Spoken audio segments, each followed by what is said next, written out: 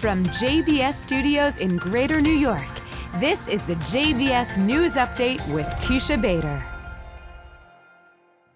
I'm Teisha Bader with the JBS News Update for Wednesday, December the 9th, 2020. The Knesset House Committee advanced a bill to dissolve the Knesset in a vote of 10-7 today. As we have been reporting to you, the bill was brought as the deadlock continues between Israeli Prime Minister Benjamin Netanyahu's Likud party and Defense Minister and alternate Prime Minister Benny Gantz's Blue and White Party to pass Israel's state budget, as the deadline to do so is just 2 weeks away. If a budget is not passed in time, that could lead to the government's collapse and a new round of elections in Israel. The bill now heads to the plenum and would need to pass 3 times for it to go into effect. The first of those votes is set for this coming Monday. The committee also set the date of March 16th for new elections if it in fact comes to that. Meanwhile, Likud member Gideon Sa'ar said yesterday that he is quitting the party and leaving the Knesset to form a party of his own, a right-wing party to be called New Hope, and he plans to run for prime minister next elections. In a press conference yesterday, Sa'ar claimed the party had become a tool for the personal interests of the person in charge, including matters relating to his criminal trial, referring there to Netanyahu. Likud reacted to the news last night, saying Sa'ar was quitting because he lost to Netanyahu in the Likud primaries last year, and saying that Sa'ar would ultimately fail.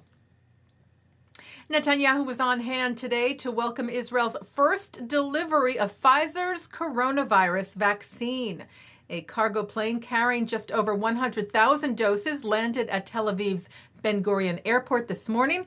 The Prime Minister tweeted his excitement, saying, "This is one of the most moving moments that I have worked on very hard for long months with the health minister and his ministry to bring relief and a solution to the coronavirus pandemic."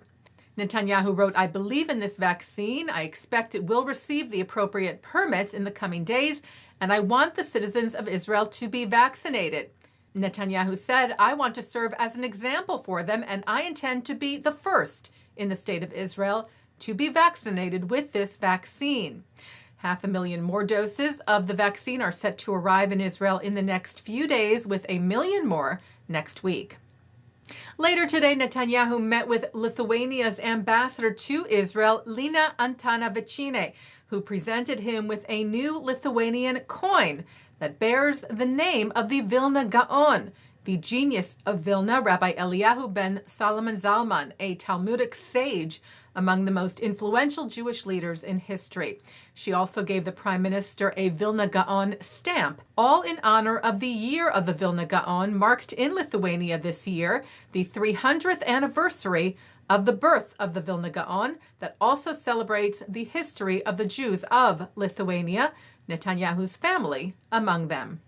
This is very moving. It's moving twice. One, I think it's the first European coin that has Hebrew letters on it. Exactly. Hagra. And I have a personal connection to it. My family came from Lithuania. And my family has links to the Gaon of Vilna. So it's both, for us, a national connection, but also a personal connection. And I'm very grateful to you. This will be on my desk. Thank you very much. Thank you.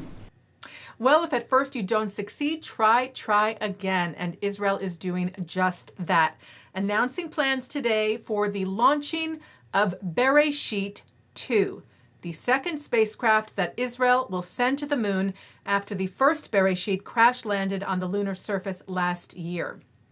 Israel's President Reuven Rivlin unveiled new and advanced plans at his residence in Jerusalem today for the second spacecraft, which will be made up of 1 orbiter and 2 landers. He tweeted it was a project that will open the eyes of Israel's next generation to space and allow every child to dream.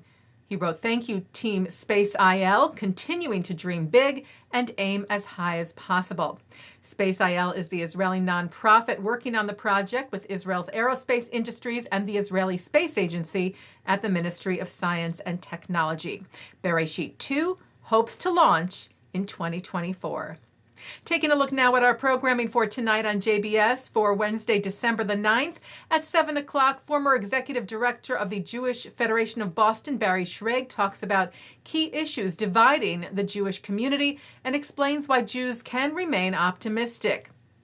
At 8, we'll hear from Jewish teenagers who discuss the findings of a recent survey of their generation's attitudes and behavior. At 9 tonight, Mark Golub speaks with Russian-born Masha Merkolova, founding executive director of Club Z. She describes how she did not know she was Jewish until the age of 16 and explains her passion for educating American teens about Zionism. At 10, a celebration of the Israel Philharmonic, and coming up next, it's Thinking Out Loud with Micah Halpern addressing misinformation on COVID-19 and the conservative Jewish response to Joe Biden's cabinet appointments. And that's the JBS News Update for Wednesday, December the 9th, 2020. I'm Teisha Bader. Stay healthy, stay well.